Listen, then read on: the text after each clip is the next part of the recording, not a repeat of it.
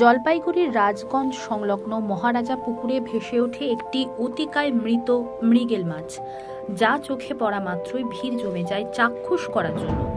দূর দূরান্তের বহু মানুষ আসছেন অবাক করা এই দৃশ্য দেখতে।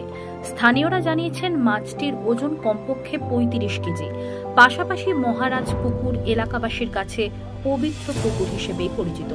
আর ৫টা পুকুরের মতো সেখানে শৌচকর্ম, জামা কাপড় ধোয়া, বাসন মাজাই ধরনের কাজ করেন না তারা, বরং এই পুকুরকে একেবারে পবিত্র হিসেবে মেনে সর্বস্তরের মানুষই প্রণাম করেন।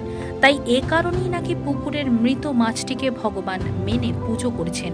এমনকি মাছটিকে নাকি পুকুর পাড়েই সমাধিস্থ করা হবে সব নিয়ম রীতি মেনে। দেখুন বিস্তারিত। এখানে কি দেখলেন? এখানে আসলাম, এখানে মাছটা দেখলাম। কত বড় মাছ দেখলেন? ধরে নাও কত বড় আর কি মাছটা। তাও কত কেজি হবে? তা 40-45 কেজি হবে। এরকম মাছ দেখছেন আগে? না, কখনো দেখিনি, আজকে প্রথম দেখলাম। আচ্ছা, আপনার বাড়ি তো এখানেই? না, আমাদের বাড়ি গ্রামডাবান্ধা, দূরে এখানে। আচ্ছা, মানে মাছ দেখতে এত দূর এসেছেন? আমরা মাছ দেখতে আসি। আচ্ছা, এই যে এত লোকজন ভিড় করছে, সবাই তো মাছ দেখার জন্য আসে। সবাই শুনছে যে মহারাজা পুকুরে মাছ উঠছে, ওই জন্য সবাই। এর পেছনে কোনো ঘটনা মনে করছেন? কারণ দুদিন আগেই তো এখানে একটা অঘটন ঘটেছে। দুদিন আগে হয়েছিল শুনছি, আমরা আসিনি আর কি দেখতে যে ঘটনা। আজকে নিয়ে তো 6 দিন হলো ঘটনাটা, আজকে এরকম।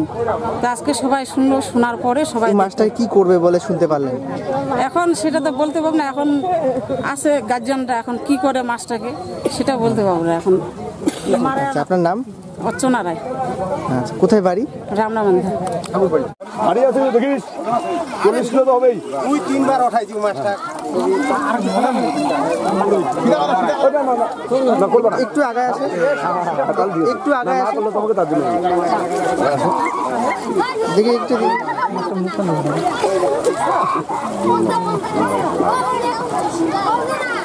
দেন না, ধরো এখন। কত কেজি মনে হচ্ছে? মনে তো আমার হচ্ছে ৩৫ থেকে 40 কিলো। কদিন থেকে ঠাকুরের জিনিস মানে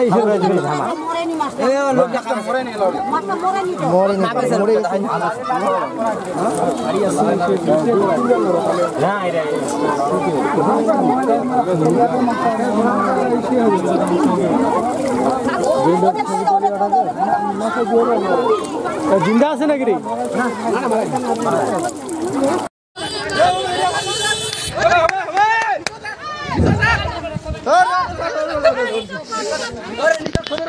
নিচে রাখো, নিচে রাখো।